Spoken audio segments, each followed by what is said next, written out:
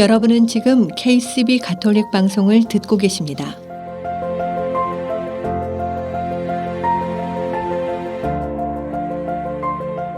아름다운 세상, 아름다운 사랑. KCB 가톨릭 방송은 하느님의 말씀을 널리 전하기 위해 항상 노력합니다.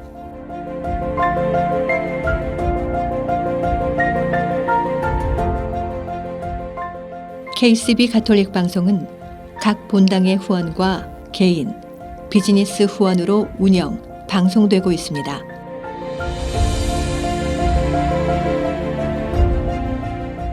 KCB 가톨릭 방송의 가족이 되어 주님의 말씀을 전하는 선교사도가 되어주세요. 후원 방법은 체크, 자동이체, 현금, 페이팔을 통해 언제든지 가능합니다.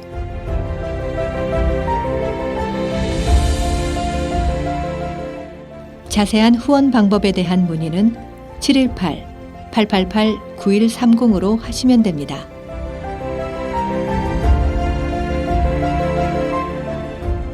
KCB 가톨릭 방송 후원회를 위한 월미사는 매월 마지막 토요일 뉴저지 가톨릭 센터에서 봉헌됩니다.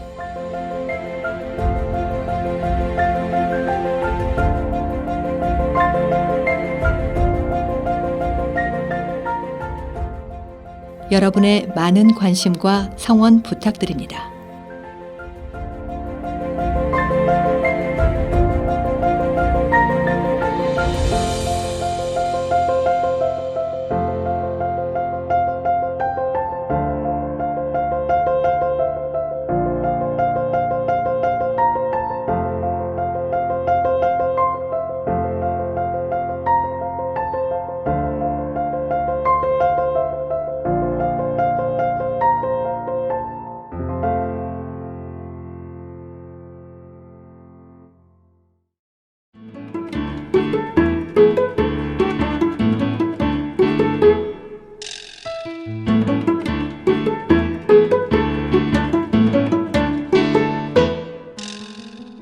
내 신부의 세상살이 시즌2 시간입니다. 오늘 이 시간 황필구 요한 카페스트라노 신부가 함께합니다.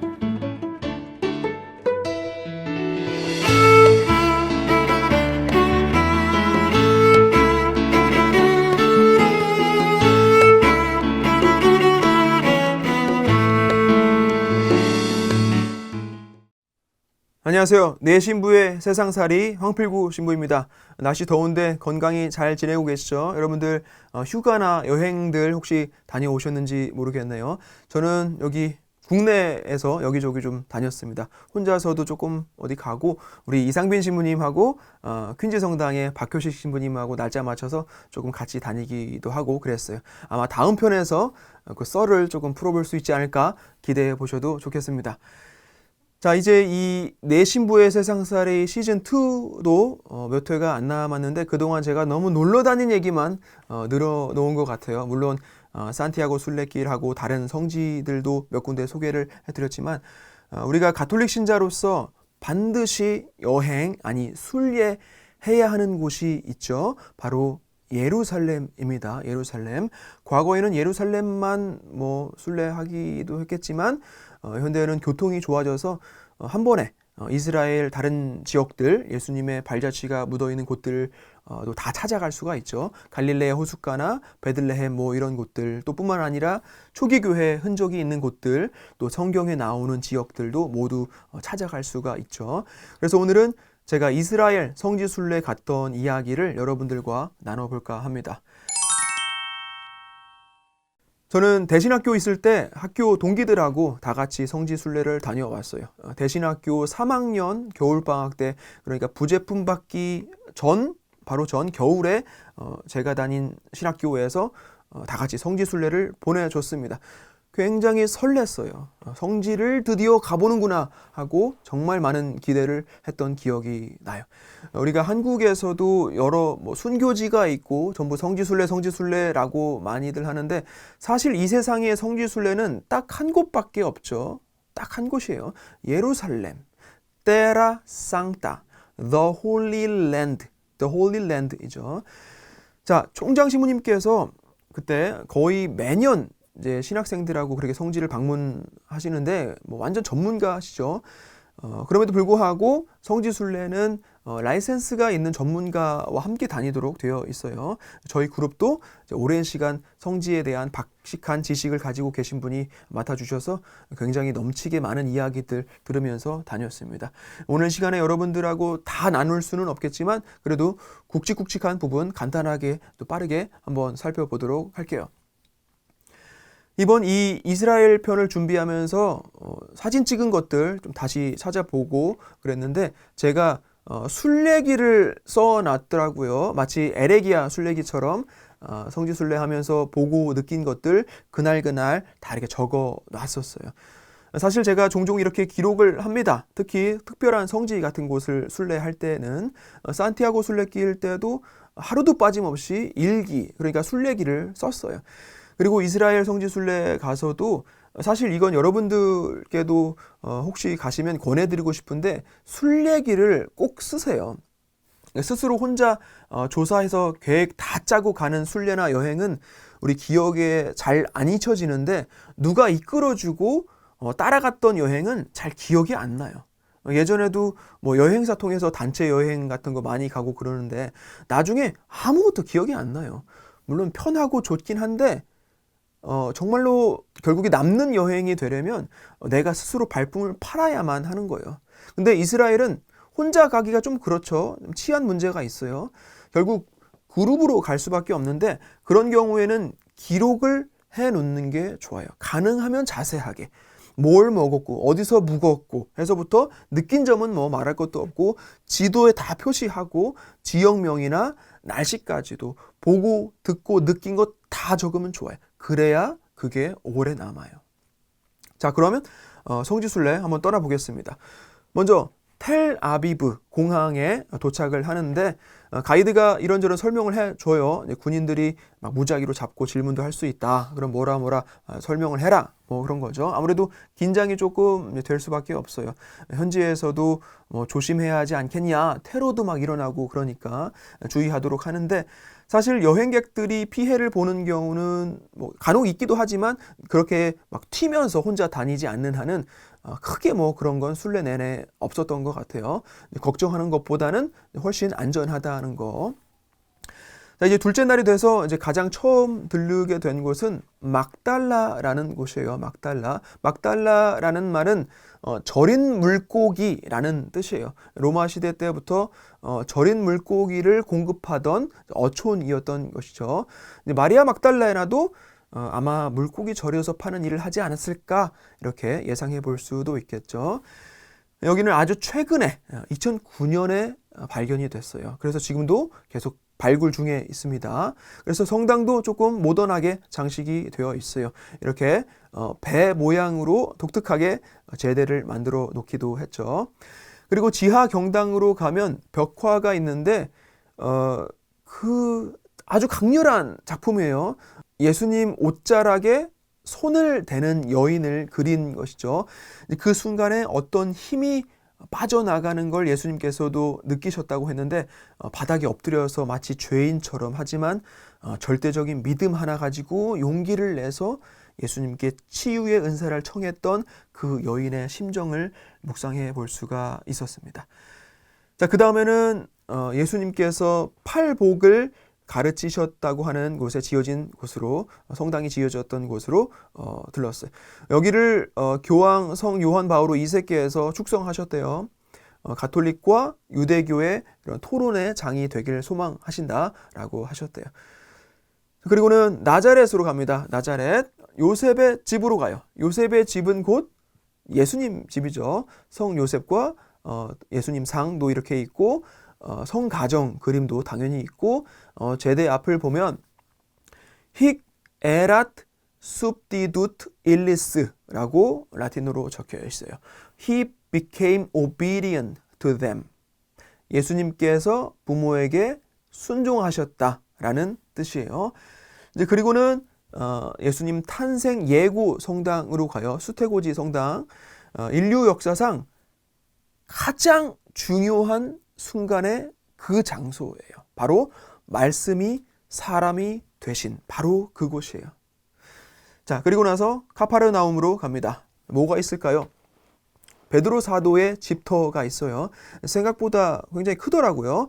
그리고 그 앞에는 갈릴레아 호수도 있고, 이제 슬슬 뭔가 성경에 나오는 그런 장소들을 직접 눈으로 보고 발로 밟고 다니니까 뭐 실감은 안 나도 뭔가 복음 말씀이 조금 친숙하게 느껴지기 시작합니다. 베드로 수익권 성당도 있어요.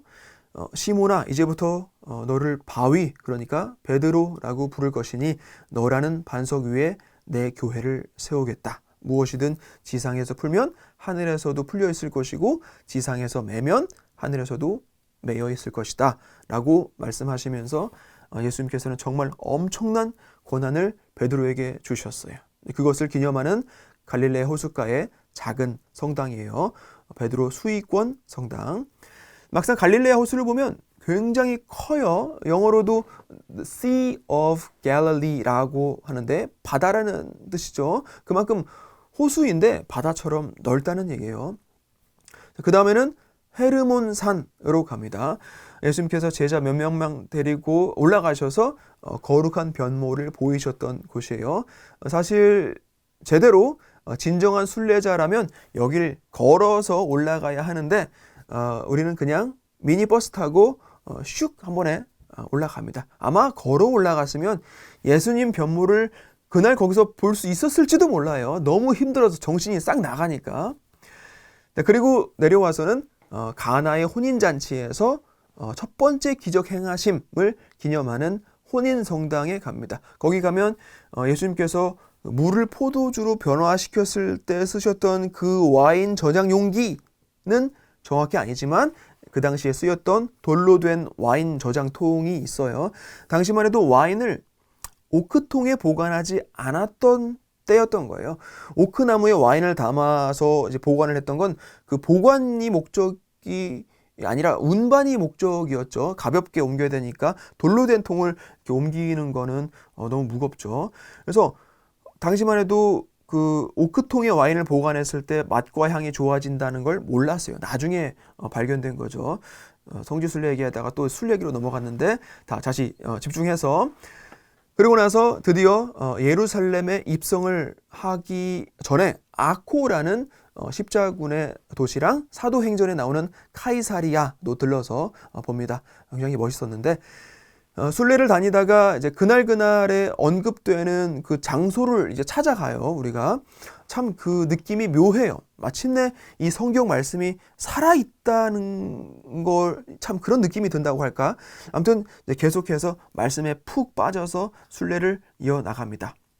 자, 이제 드디어 예루살렘으로 입성을 해요.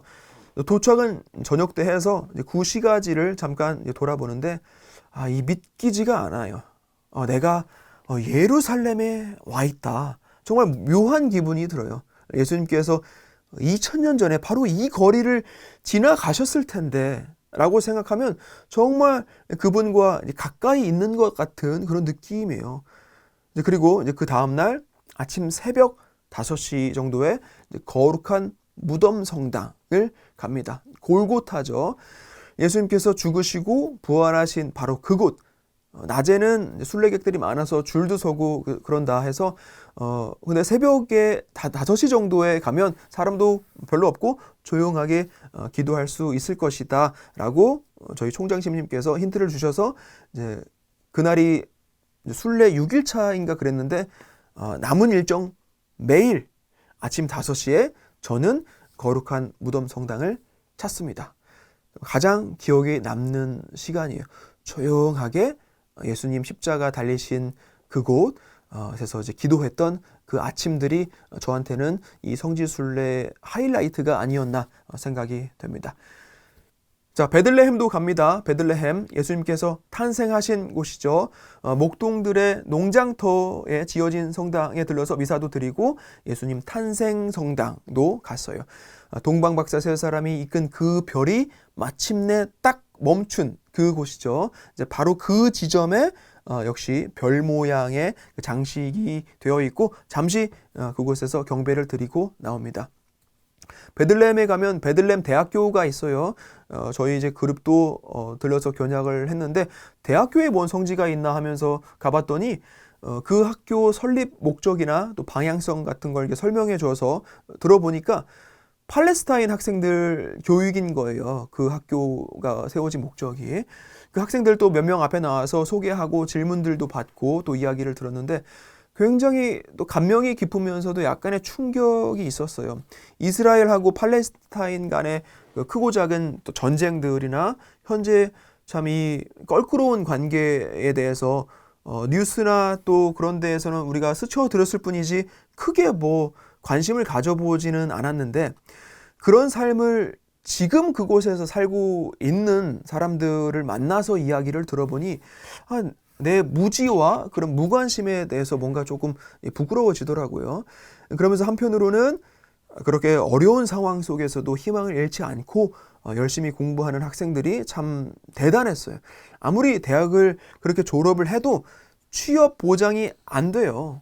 그 사람들 여권도 가질 수가 없고 가는 곳마다 검문소에 막 걸리고 그런단 말이에요. 학교 등교 하나당 잘못 걸리면은 6시간 걸리고 학교도 못 가고 그런 일이 자주 있단 말이에요. 거의 북한 아닌가 싶을 정도로 통제를 받는데 그래도 공부하지 않을 순 없다면서 꿈을 가지고 살아가고 있는 그 학생들 보니까 참 느낌이 이상했어요. 우리처럼 다 가지고 태어난 사람들은 정말로 감사하면서 살아야 하겠다라는 생각도 들었습니다. 순례 중에 약간의 자유시간도 조금 있었어요. 그래서 예루살렘 시가지도 이렇게 자유롭게 돌아보고 편하게 기도할 수 있도록 해줬는데 예루살렘에 비아 돌로로사가 있습니다. 비아 돌로로사. 실제 예수님께서 십자가 지시고 가신 그 길인 거예요. 비아 돌로로사, 고난의 길. 당연히 그 길을 따라서 우리가 십자가의 길 기도를 해야죠. 역시 마음가짐이 달라져요. 자, 예루살렘 성곽에 이렇게 돌아볼 수가 있는데 길을 따라서 계속 가다 보면은 예루살렘 시가지가 대충 이렇게 눈에 들어오기 시작합니다. 물론 다 이렇게 자유롭게 다닐 수 있는 건 아닌데 크리스찬 쿼터, 무슬림 쿼터, 주이시 쿼터 뭐 이렇게 구역이 나눠져 있어요. 웬만하면 또 이렇게 넘어서 막 다니지 않는 게 좋겠죠. 통곡의 벽도 갈 수가 있어요. 서쪽 벽이라고 하죠. 유대 로마 전쟁 때 유대인들은 이제 처참하게 깨지고 성전은 다 무너졌지만 로마는 관용을 베푼다라고 하면서 한쪽에 그 벽은 남겨놔요. 앞으로 까불지 말라는 거죠. 그 후로도 이제 유대인들은 이 통곡의 벽을 찾아와서 기도를 하고 자기네 민족을 구원해줄 메시아를 보내달라고 그렇게 애원을 해요. 이미 오셨다 가셨는데 자, 교황청 대사관에 들러서 대사 주교님하고 잠깐 만나고 겟세마니 동산으로 갑니다.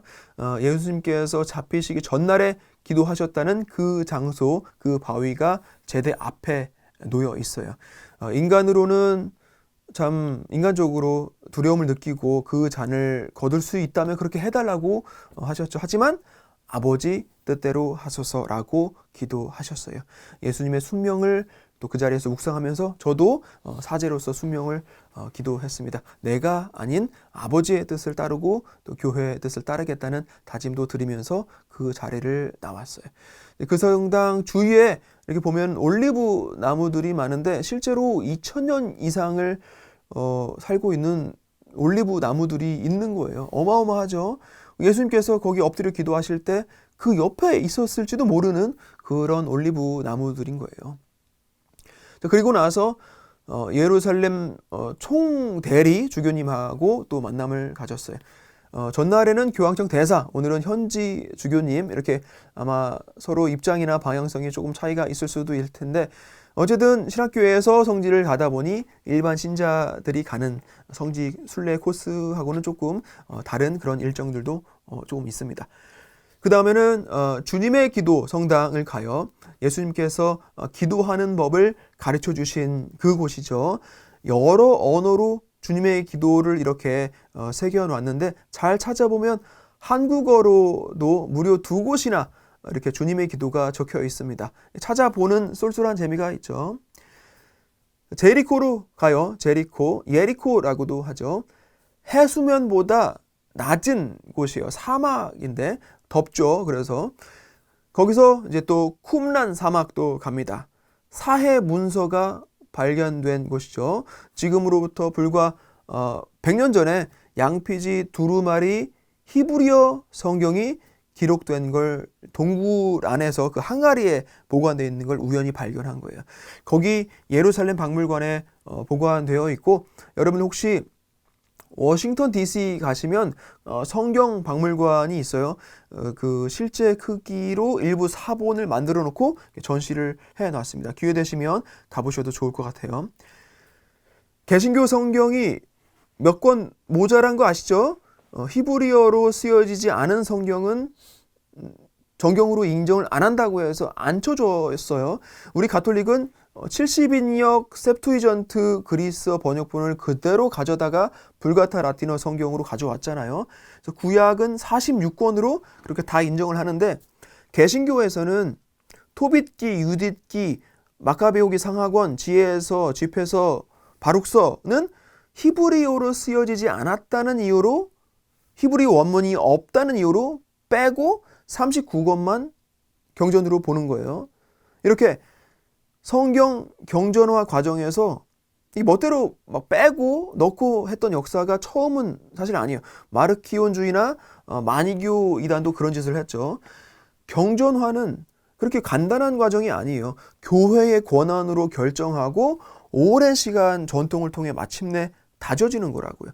구약 46권, 신약 27권 목록 만들어진 것도 몇백 년이 걸렸다고요. 아무튼 그렇게 개신교에서는 500년을 지금까지도 7권은 쏙 빼고 성경을 봐오고 있어요. 근데 쿰란 사막에서 다 발견된 거예요. 전부 히브리어로 되어 있는 거죠. 이제 와서 어떡할 거냐는 거예요. 황당하겠죠? 그렇게 오직 성경, 솔라 스크립투라라고 오직 성경을 외치면서 성경에 나온 것만 절대적으로 믿는다라고 그랬는데, 지금까지 제대로 구성도 안 되어 있는 성경을 보고 있었던 거잖아요. 그렇다고 이제 와서 가톨릭 따라쟁이는 되게 싫을 테고. 자, 아무튼 거기서 이제 사해도 갑니다. 사해, 죽은 바다라는 뜻이죠. 소금기가 많아서 몸이 이제 둥둥 뜨는 그런 경험도 해볼 수가 있죠. 자, 그 다음에는 미르사바라는 키드론 밸리라는 곳에 있는 그리스 정교회 수도원으로 갑니다. 486년에 설립됐으니까 1500년이 넘은 수도원인 거예요. 자, 이렇게 절벽에 지어진 곳인데 아주 독특해서 이런데 피정 오면 참 좋겠다. 약간 은수생활 비슷한 경험도 해볼 수 있겠다 싶더라고요. 자, 그리고 나서 틈틈이 또 예루살렘 안을 다니면서 성당들도 보고 수도원도 들어가 보고 세나쿨로라고 불리는 최후 만찬 그 다락방도 가보고 합니다. 그 다음에 갈리칸토 베드로 배반 성당으로 가요. 닭이 울기 전에 너는 나를 배반할 것이다 라는 예수님의 예언에 따라 정말로 베드로가 예수님을 부인했죠. 그 이후에 예수님께서 부활하시고 다시 질문하시죠. 너 나를 사랑하느냐? 그럼 내 양떼를 돌봐라. 그래서 닭은 베드로의 회개를 상징해요. 베드로를 주보 성인으로 하는 성당들 보면 종종 이렇게 닭 모형을 달아 놓는 걸 볼 수가 있습니다. 그리고 여기 성물센터가 있는데 우리 김영민 신부님께서 거기 수녀님들이 만드신다는 영대 하나를 예전에 구입해 오신 적이 있는데 그거 좋다고 하나 더 다른 색깔로 사오라고 저한테 미리 오다를 하셨죠. 그러면서 제 것도 하나 하라고 선물을 하셨는데 지금도 잘 쓰고 있습니다, 신부님. 네. 그 다음에 이제 엘리사벳이 살던 집터로 향합니다. 바로 세례자 요한이 탄생한 곳이죠. 그리고 바로 이제 마리아가 태중에 예수님을 뵌 상태로 엘리사벳을 방문한 곳이기도 한 그곳. 그래서 이 성당에는 42개 국어로 마니피캇이 걸려 있어요. 엘리사벳이 마리아를 공경한 그 노래 말이죠. 여기도 역시 한국어로 된 그 마니피캇을 찾는 재미가 있어요. 그리고 바로 옆에 또 세례자 요한 성당도 있습니다. 세례자 요한 탄생한 그 지점에는 역시 또 이렇게 제대가 놓여져 있어요.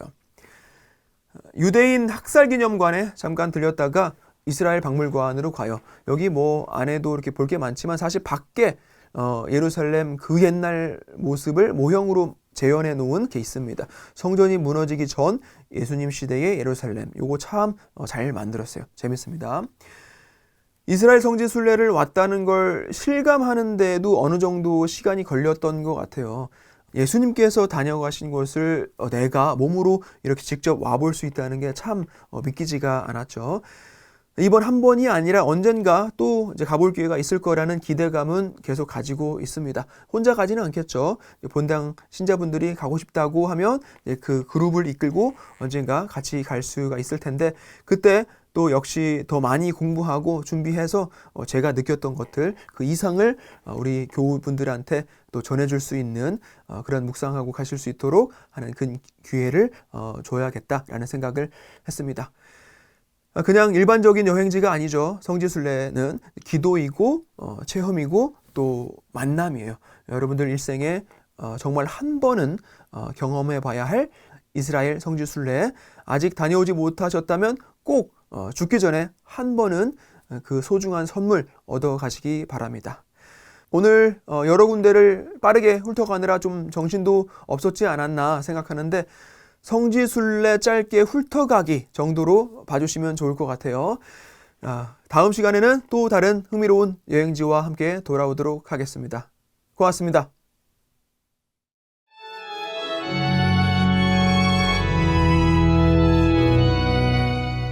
지금까지 내 신부의 세상살이였습니다. 다음 주 이 시간 이상빈 알렉산더 신부가 함께합니다.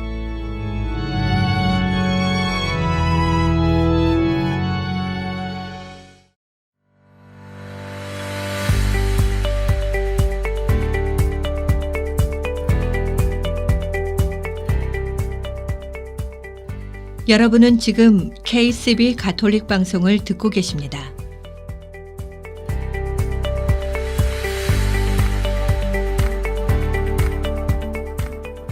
아름다운 세상, 아름다운 사랑. KCB 가톨릭 방송은 라디오, TV, 인터넷을 통해 방송되고 있습니다.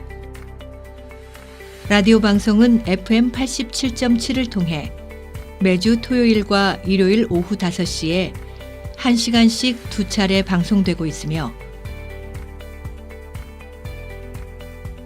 TV 방송은 매주 일요일 오전 8시 타임워너 스펙트럼 1493번과 케이블 비전 옵티멈 1153번을 통해 방송되고 있습니다. KCB 가톨릭 방송의 모든 프로그램은 홈페이지 www.kcbny.org와 KCB 가톨릭 방송 유튜브 채널 KCB4U 그리고 KCB 가톨릭 방송 어플을 통해 정기적으로 업데이트되며 지금 듣고 계신 라디오는 보이는 라디오로도 시청하실 수 있습니다.